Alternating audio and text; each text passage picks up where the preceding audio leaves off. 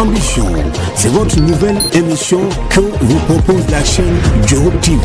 Vous êtes jeune, chef d'entreprise, homme politique, leader d'opinion, porteur de projets, innovateur et inventeur. Cette émission est faite pour vous. Ambition est une émission qui vous offre un espace de dialogue pour décliner vos ambitions, vos rêves, pour changer des vies au service du développement de notre pays, le Sénégal.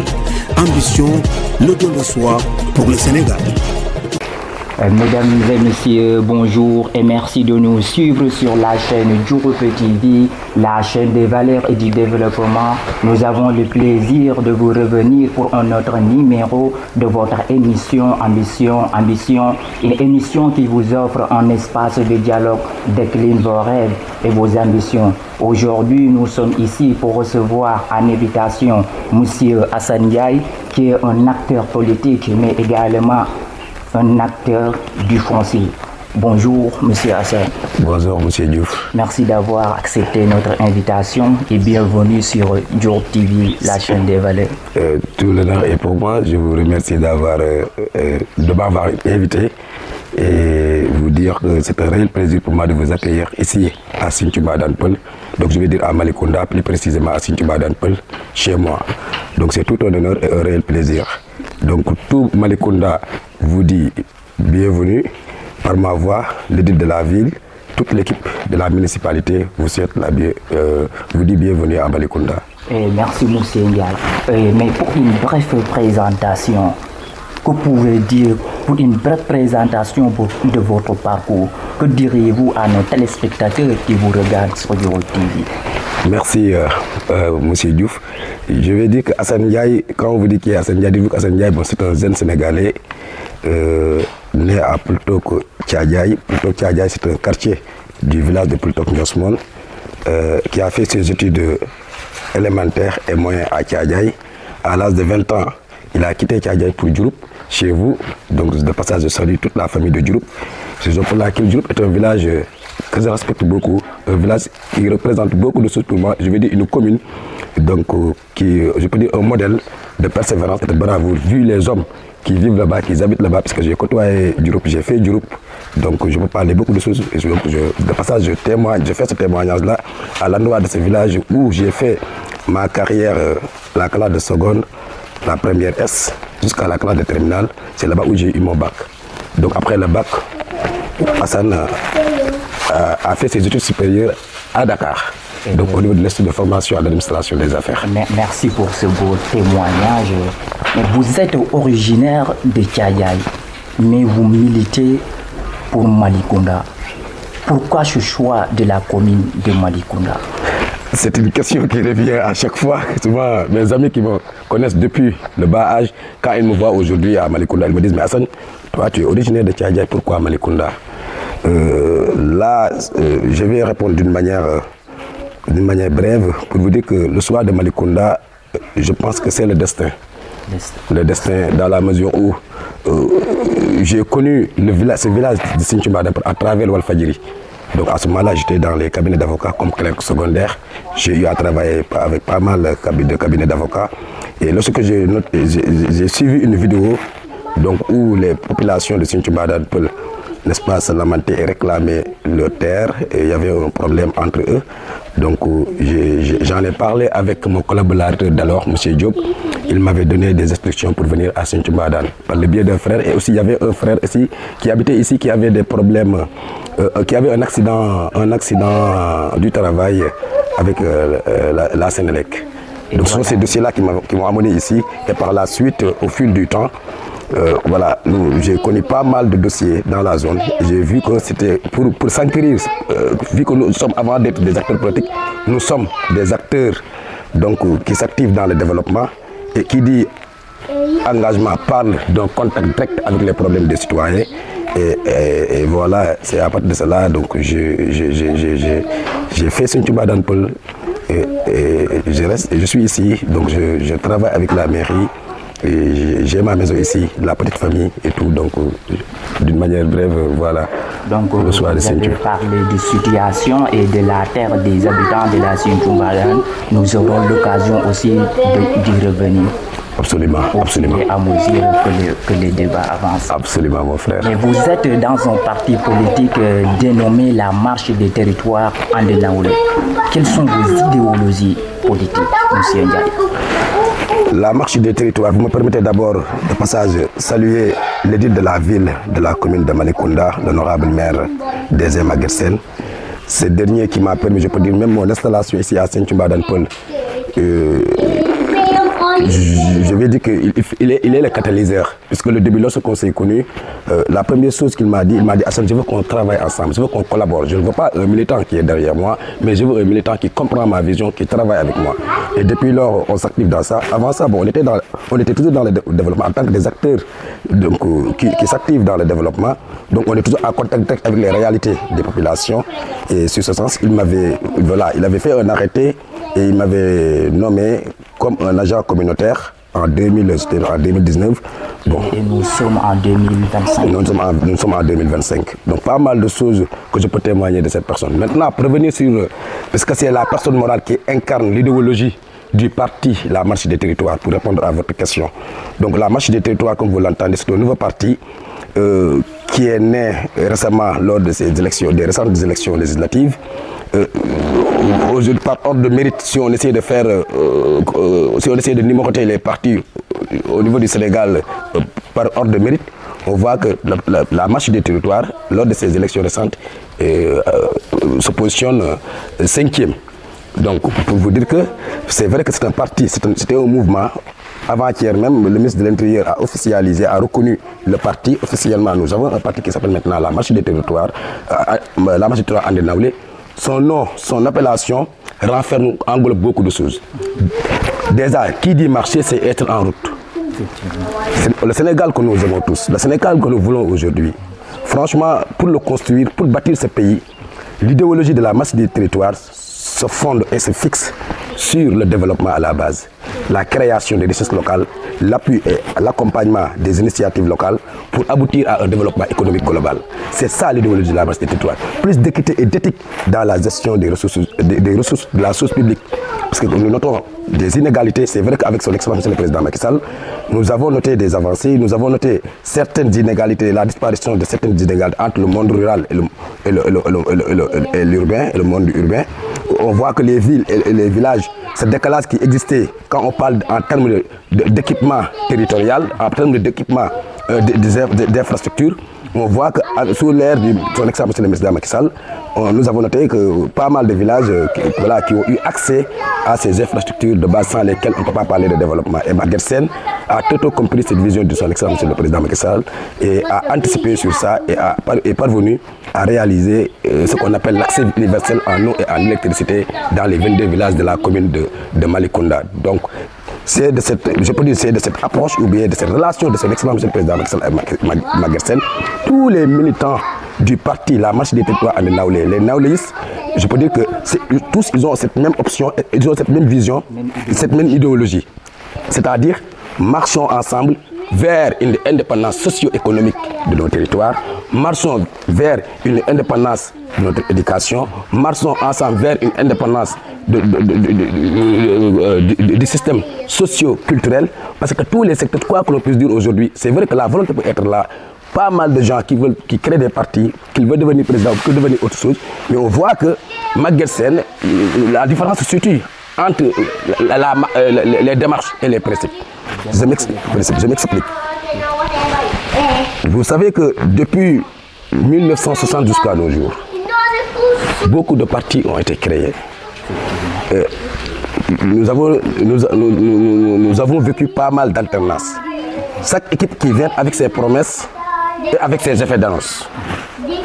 Bon, Maguette, le maire Maguette, l'honorable maire Maguette, la personne qui incarne l'idéologie de la Marche des territoires, est loin d'une simple volonté politique. Parce qu'aujourd'hui, franchement, pour changer les choses, pour changer le Sénégal, pour le développement du Sénégal, le maire Maguette se focalise sur une démarche d'éthique et d'équité.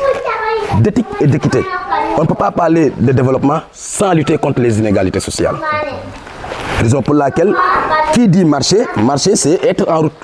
Donc la marche des territoires, franchement, nous n'avons pas le temps d'écouter des détails ou bien même d'être dans des manipulations ou bien des effets d'annonce. On se concentre uniquement sur le développement et on croit que le développement du pays passera à la base, d'où l'idéologie de la marche des territoires Andé-Naoulé. Mais tantôt vous avez parlé de 5e force vive. Comment se fait ce classement? Ce classement, c'est récemment avec les élections législatives passées. Vous savez que Pastef a renflé, je peux dire qu'a gagné d'une manière que tout le monde salue.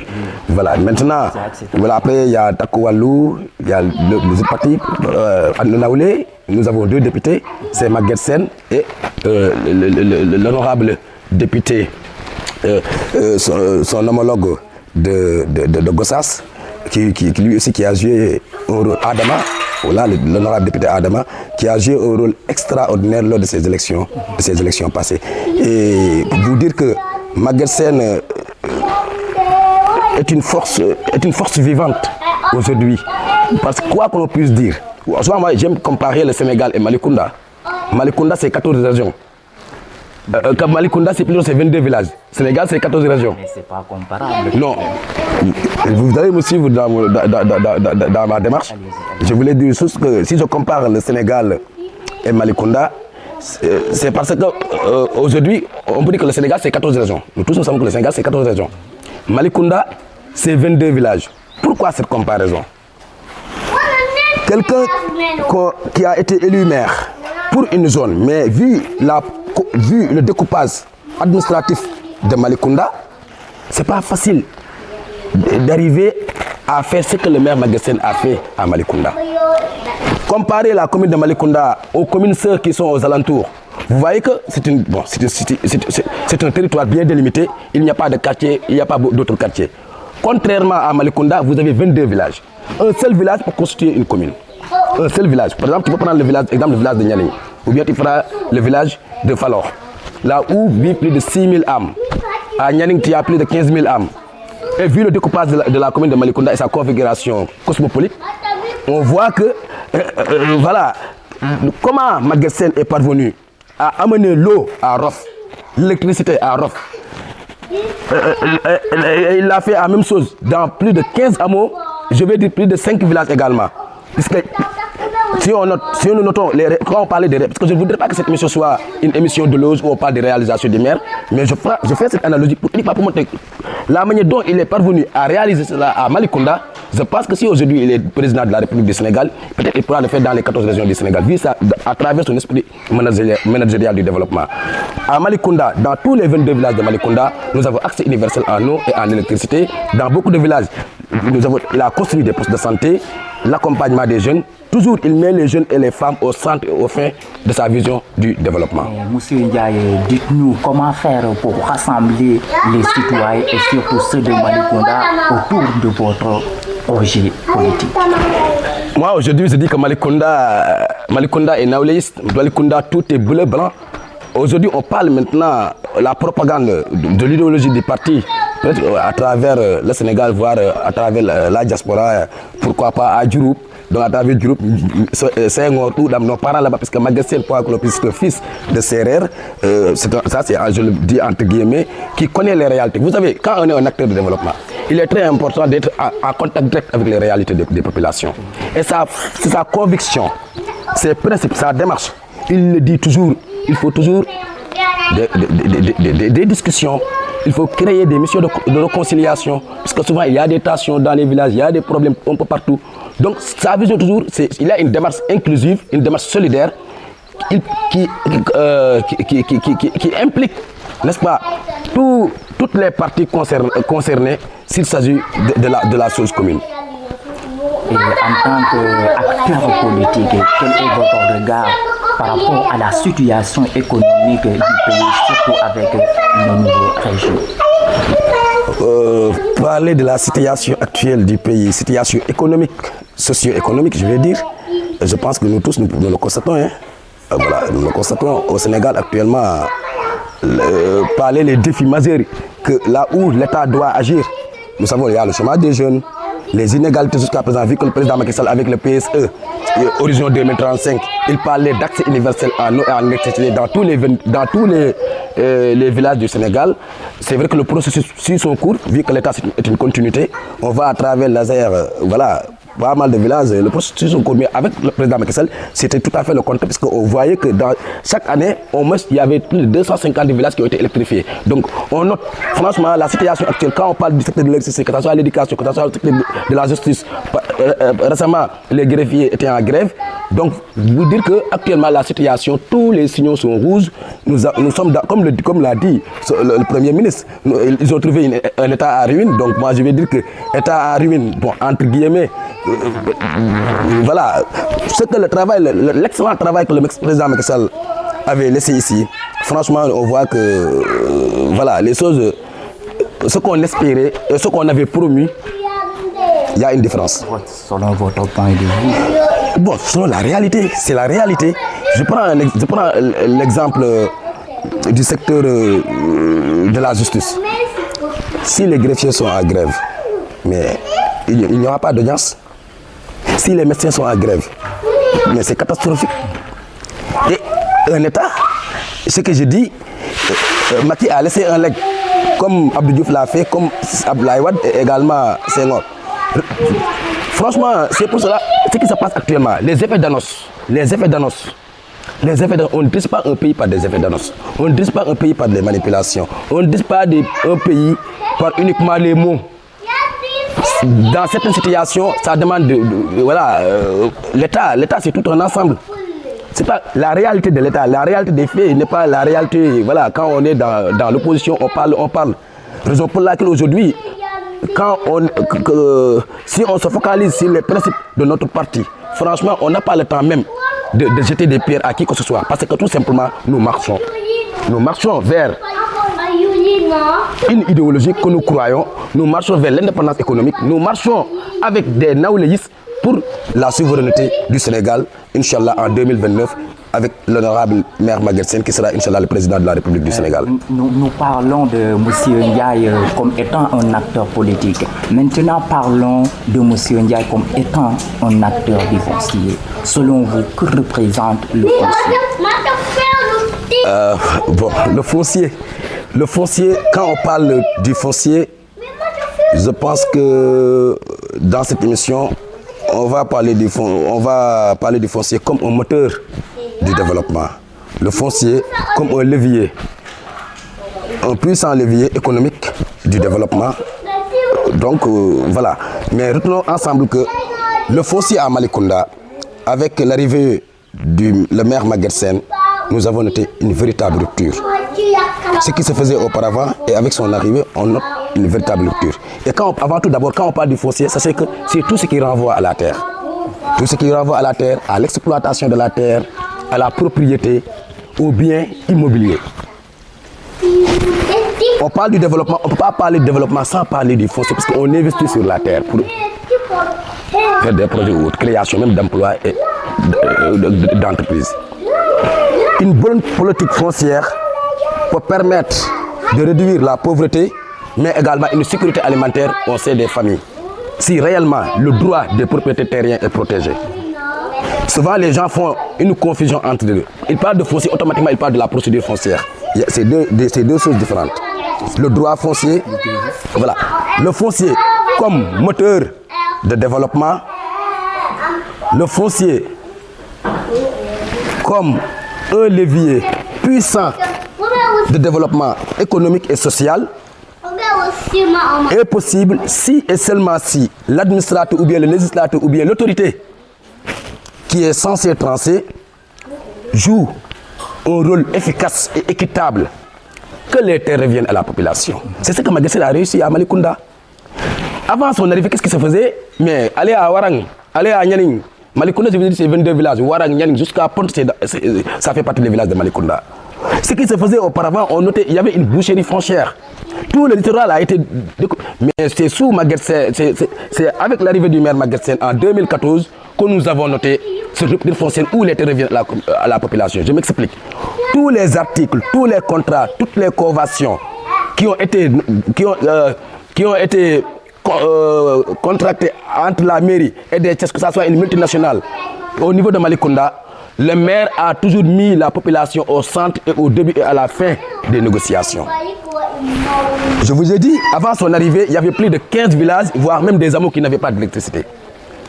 Si nous prenons l'exemple de la centrale solaire, ici à Malicounda, son installation a permis à la mairie de Malicounda d'être un actionnaire avant départ, mais également a permis à la mairie d'électrifier plus de 15 villages. Dès la première année d'exécution, la mairie de Malicounda a reçu plus de 289 millions. Avec ces 289 millions, nous avons acheté plus de 20 transformateurs que nous avons implantés presque dans tous les villages qui restaient pour électrifier les 22 villages de la commune de Malicounda. Mais est-ce qu'aujourd'hui, on peut parler du foncier, ça peut autant aussi parler du notaire? C'est ce que je dis. Là, vous êtes dans la procédure. Vous parlez de la procédure. Par exemple, quelqu'un qui achète une parcelle, une mutation, entre autres. Vous parlez de moi, je parle du foncier comme une bonne politique foncière. En tant que maire d'une localité, quelle est la politique que ce dernier doit mettre en œuvre pour que les terres appartiennent à la population? Il ne suffit pas d'avoir des partenaires ou bien d'avoir des bailleurs, leur vendre, leur donner des terres comme ça. Et celui-là, il exploite des années et des années au détriment des populations. Magasin a très tôt compris cela. Il a dit, mais attendez, il n'est plus question de vendre, il n'est plus question, ce qui se faisait, on va faire net sur ça, ce qu'on va faire, maintenant des conventions. Puisque l'État est une continuité, et s'il y a des conventions, si la mairie, la personne morale qui incarne la personne de la mairie, si la mairie est actionnaire, toujours ça va permettre à la mairie, n'est-ce pas, d'avoir des ressources extérieures au-delà de son budget. Dans tout ça, quel est le rôle du notaire dans tout ça? Le notaire, quand on parle du notaire, là, on est dans une autre procédure. Effectivement, là, je vais parler du foncier aussi, pour autant parler du notaire. Non. Là, c'est-à-dire on parle de deux choses. On parle de deux choses. Vous me parlez du foncier. Je vous parle de foncier comme un levier. Comme un levier, un puissant levier économique, un puissant levier économique et social. Un puissant levier de développement économique et social, le foncier. Je vous parle du foncier comme un moteur de développement. S'il y a une bonne politique foncière, le maire peut avoir des partenaires qui veulent investir dans sa localité. À travers le foncier, la commune peut être une commune attractive. C'est ce que nous avons réussi à Malicounda. Pas mal d'institutions multinationales qui sont ici, que ce soit les autres et autres. Mais à travers cette politique que le maire a mis en place, on voit qu'aujourd'hui, franchement, c'est la population qui est mise au centre. Maintenant, par là du notaire et autres, ça c'est l'amalgame que beaucoup de personnes. C'est l'amalgame que beaucoup de personnes font. Expliquez-nous. Par exemple, aujourd'hui, tu vois quelqu'un qui te dit, voilà, la mairie, ils ont vendu ça ou ils ont acheté ça, ils ont loti ça. C'est impossible. Le maire ne peut lotir, quel que soit, que ce soit à Malicounda, que ce soit dans n'importe quelle localité, la loi n'a pas permis à une autorité de venir prendre un espace et de la lotir et faire ce qu'il veut. Non, c'est impossible. Je m'explique. Pour qu'il y ait une délibération, il faut que le conseil municipal se réunisse. Et quand on parle du conseil municipal, ça se fait sous la présence du sous-préfet, le maire et les 66 ou bien plus, même tous les conseillers sont présents. Les gens votent et ils délibèrent cet espace. C'est après ce travail-là que les agents techniques de la commission domaniale ont saisi la commission domaniale et les agents techniques vont respecter. Il y a une demande du propriétaire terrien qui fait une demande de morcellement. Bien avant cela, avant même que le propriétaire terrien fasse cette demande-là, il y a un papier justificatif qui doit prouver qu'effectivement, cette terre lui appartient. Et ce papier, pour l'avoir, il va voir le chef de village et le conseiller pour avoir ce papier qu'on appelle une attestation de propriété. Après avoir l'attestation de propriété, il fait sa demande au niveau de la mairie. La mairie délibère, après les gens passent à l'acte et après la cotation suit. Maintenant, si c'est quelqu'un qui a déjà un acte administratif, qui veut vendre sa parcelle. Aujourd'hui, ce qui se fait ici au Sénégal, je peux dire que c'est pas... on appelle ça des actes de vente, mais ce ne sont pas même des actes de vente. Mais même ce qu'on appelle des actes de cession, ce ne sont pas des actes de cession, puisque la vente des biens immobiliers doit se faire si on respecte la règle devant un notaire. Mais la coutume, aujourd'hui, j'ai ma parcelle, j'ai acheté ma parcelle, ça m'appartient, ou bien j'ai acheté un champ, j'ai loti, j'ai ma parcelle, je vends, quelqu'un vient, on part à la mairie, on fait la vérification au niveau des casses et tout, tous les papiers sont en règle, et on passe à la transaction. Mais cela doit se faire devant un notaire. Vous voyez, mais souvent au Sénégal, bon, c'est la coutume. Et aussi, le notaire que vous avez énuméré, c'est pour garantir, n'est-ce pas, le propriétaire terrien. Donc, la mairie ne vend pas, encore une fois, la mairie ne vend pas de parcelles. Une mairie ne vend pas de parcelles. Une mairie facilite aux citoyens à l'accès au foncier. Vous avez un acte administratif qui a une double signature. La signature du maire et le sous-préfet. Beaucoup de gens voient déjà qui ont de l'acte administratif, ils disent j'ai ma maison après, ok, ça y est. Non. Quand vous avez un acte administratif, il faut suivre la procédure jusqu'à la fin. Allez enregistrer votre acte administratif au niveau du domaine. Suivez une procédure de bail. Après la procédure de bail, vous passez à une procédure de titre foncier. Après l'acquisition du procédure de titre foncier, là, vous garantissez vos droits réels. Dans tout cela. Ou bien Non, c'est-à-dire, durant ces procédures. Vous savez, les notaires, oui, que ce soit pour recouvrir une dette ou autre, que ce soit les notaires, que ce soit un assistant juridique, que ce soit un huissier, tout ça, ce sont des organes, ou bien des institutions, ou bien des agences, souvent qu'on fait recours pour, n'est-ce pas, défendre nos intérêts et nos droits par rapport à une situation telle. Mais là, je te dis, tu n'as même pas bon jouet, voilà, de toute cette procédure. Mais pour se prévenir de toutes les précautions, souvent, voilà, il ne suffit pas, puisque quand il y a un acte administratif, mais c'est dans le domaine national, c'est un acte administratif, une délibération. Mais aujourd'hui, si l'État avait un programme là où il veut construire une école ou bien un lycée dans ce site, si c'est uniquement il y a un acte de délibération, mais où bien il doit passer là-bas, mais tu vas quitter, puisque la loi qui porte sur le domaine national, franchement, si on suivait uniquement cette loi-là, mais toujours il y aurait des tensions entre les propriétaires terriens, supposés entre propriétaires terriens, parce que c'est le domaine national, supposés propriétaires terriens et les autorités. Et présentement, nous constatons au Sénégal, plus précisément à Dakar, qu'il y a trop de litiges fonciers. Comment faire pour se protéger de ce problème-là, pour régler ce problème du foncier? En tout cas, j'ai un conseil à donner à toute personne qui a une parcelle, ou bien qui a des parcelles, ou bien qui a des champs. Si je suis propriétaire terrien, ou bien je suis propriétaire d'une parcelle, je vais faire d'abord la vérification que la parcelle soit en règle. Avoir le plan cadastral, avoir le NICAD. Tu as ces documents-là, tu enregistres ton acte administratif au niveau du domaine national, impôt et domaine. Tu enregistres l'acte, tu fais une procédure de bail. Quand tu as le bail, tu fais la procédure du foncier, et du titre foncier. Une fois que tu as le titre foncier, là tu as le droit réel sur la chose, personne ne peut, voilà, même si tu ne veux pas la vendre, personne ne peut t'imposer rien. Prenons l'exemple du cas de Maître Abdoulaye Wade avec les Lébou, lorsqu'il construisait le monument de la Renaissance. Mais ils lui ont laissé, il a construit, et après, par la suite, qu'est-ce qui a suivi? Des procédures judiciaires. Et par la suite, je pense qu'il avait remboursé les vieux Lébou, puisqu'ils avaient, eux, des titres fonciers sur ce site-là. Vous voyez. Donc, vous avez votre parcelle, on vous donne un acte administratif, ayez le PV de vérification pour effectivement, au niveau du registre, au niveau de la commune, votre nom figure sur le registre foncier. Après avoir eu l'acte, tu pars au niveau des impôts et domaines pour enregistrer, faire l'enregistrement. Tu l'enregistres, tu entames une procédure de bail. Après la procédure de bail, tu peux entamer une procédure de titre foncier. Juste pour garantir, parce que aujourd'hui, quoi qu'on puisse dire, voilà, c'est pas uniquement à Dakar, mais c'est un peu partout au Sénégal.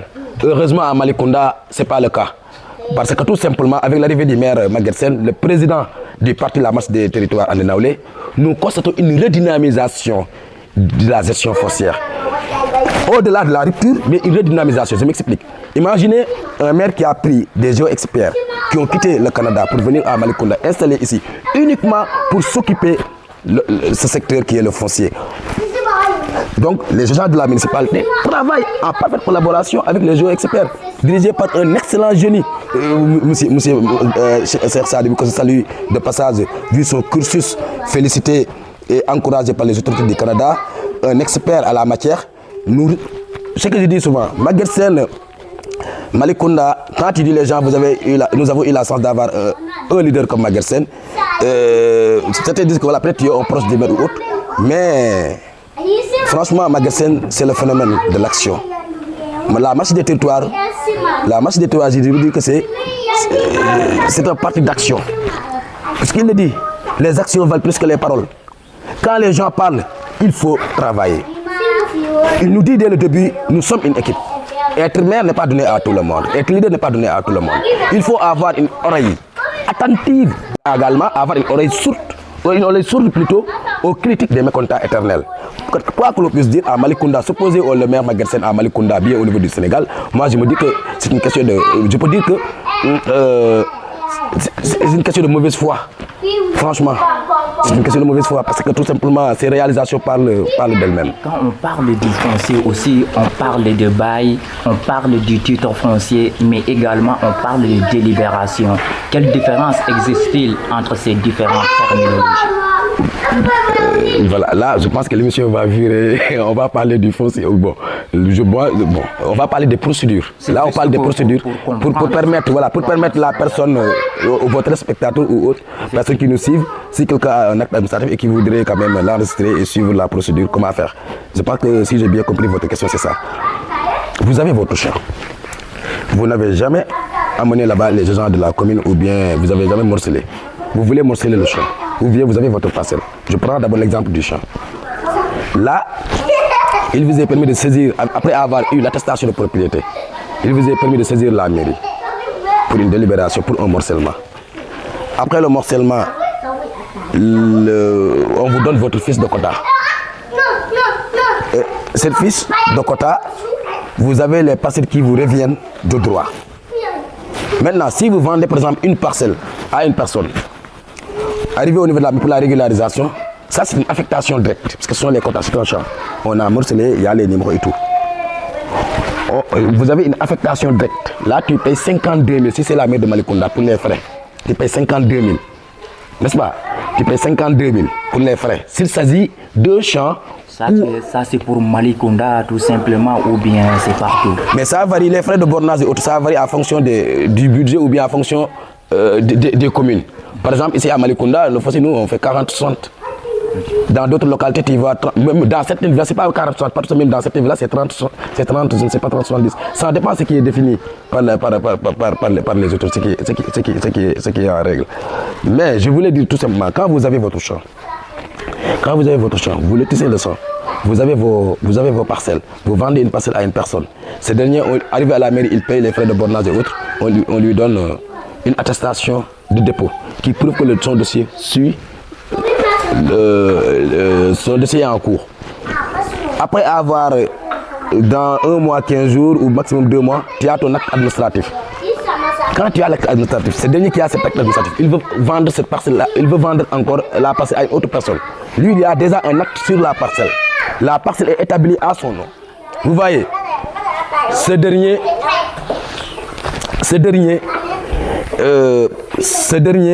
peut quand même, après parce que si on vérifie, on va trouver son nom sur la parcelle. Vous voyez, il passe à la transaction, il paye, on fait l'acte de vente et autres, il paye. Maintenant, la procédure, là également, c'est la même procédure, il revient à la mairie, il paye 110 000 pour la mutation. Voilà la différence. Si c'est un champ, tu ne payes que 52 000. Mais si c'est un acte administratif comme ma maison ici, si je voulais vendre cette maison, ce qui n'est pas à l'ordre du jeu, je ne pense pas. Donc là, il va falloir, comment dirais-je, la personne va payer 110 000 au niveau de la mairie pour la mutation et attendre 1 mois, voire 15 jours pour obtenir un acte établi à son nom. Vous voyez? Donc c'est ça la procédure. Mais quand vous avez l'acte administratif, le maire signe et le sous-préfet également va signer. Il y aura 2 signatures, c'est une double signature. La signature du maire et la signature du sous-préfet. après la signature du maire, c'est la signature du sous-préfet qui suit. Voilà. C'est ça qu'on appelle l'acte administratif. Bien. Non, ça c'est l'acte administratif. La délibération, c'est le conseil municipal qui se réunit. Vous avez votre champ. Le champ n'a pas encore été délibéré. C'est-à-dire, dans le domaine national, quand tu amènes, il y a les appareils là que les gens experts, ces appareils comme vos piquets là, que le caméraman a, ils ont ces appareils là. Ces appareils là, quand il les pose, il te montre exactement la position du champ dans le domaine national. Si c'est un site réservé, si c'est un mosquée ou bien si c'est rien, il n'y a rien là-bas. Maintenant, le propriétaire qui t'a amené dans son champ, vous faites la délimitation avec l'appareil. C'est ça qu'on appelle le lever du plan. On fait le lever du plan. Après le lever du plan, si c'est un site déjà morcelé dans le plan général, l'appareil vous montre qu'effectivement cette zone-là est une zone déjà morcelée. Raison pour laquelle je lance un appel à la diaspora qu'elle fasse plutôt très attention s'il s'agit d'acheter des champs ou bien des hectares. Puisque quelqu'un peut venir vous vendre, et il sait que la mairie a un projet de lotissement dans une zone ou bien dans un secteur, puisque la mairie aussi pouvait avoir un projet de lotissement, c'est plus le cas au niveau de Malicounda. À Tchadia, si je prends l'exemple de mon oncle El Hadji Omar Youm, que je salue de passage, le monsieur le ministre El Hadji Omar Youm, on voit que il avait un projet de lotissement. La procédure a duré plus de 3 ans. La procédure. Donc, c'est-à-dire, il y a tous les services ont été mis au courant jusqu'à l'aboutissement du morcellement. Donc, le dernier volet, c'est lorsque les agents viennent sur le site pour lotir ou bien pour faire le morcellement. Voilà. Donc, je disais que quand vous avez votre acte administratif, vous vendez votre parcelle à une personne. Ce dernier, une fois qu'il a son acte administratif, l'acte administratif est établi à son nom. La délibération, je disais également, avant d'avoir un acte administratif, il faut d'abord qu'il y ait de la délibération. Voilà. La délibération, c'est une réunion. Elle réunit le maire, les 66 conseils ou 70 conseils ou 100 conseils si vous voulez, et sous la présence du sous-préfet. On amène la demande de morcellement, le propriétaire terrien. Ce n'est pas la mairie qui va dire on va morceler ici, non. C'est le propriétaire terrien qui veut morceler son champ, qui fait une demande, plus l'attestation de propriété, il saisit l'autorité compétente. Mais si l'autorité refuse de morceler, mais là c'est un abus de pouvoir, puisqu'il est là pour ça, pour régulariser. La mairie, en aucun cas, n'a pas ce pouvoir-là. Raison pour laquelle, au niveau de Malicounda, franchement, nous devons dire que sur le domaine du foncier, nous avons une bonne politique foncière parlant du foncier. Parce qu'avec les institutions qui sont là, que ce soit les centres, que ce soit la centrale, c'est pas une seule centrale, il y a 3 centrales qui sont à Malicounda. On alimente jusqu'à Kaolack, jusqu'à Joal. Toute cette électricité vient de la commune de Malicounda. Donc, l'installation de ces centrales-là, il faut avoir un maire qui a une très bonne vision, n'est-ce pas, du développement pour pouvoir faire toutes ces réalisations au niveau de Malicounda, amener ses infrastructures, voir à travers ses contacts, mais également son carnet d'adresse, que ce soit au sein de son cas d'alors ou bien au niveau de l'extérieur. Et maintenant, comment faire pour avoir son titre foncier? Ce que j'ai dit, pour avoir son titre foncier, c'est ce que j'ai dit tout à l'heure. Bon, c'est la même question qui revient jusqu'à présent. Le titre foncier. Parce que par exemple, pour avoir... Voilà. Compris. Par exemple, pour avoir une pièce d'identité, une carte d'identité.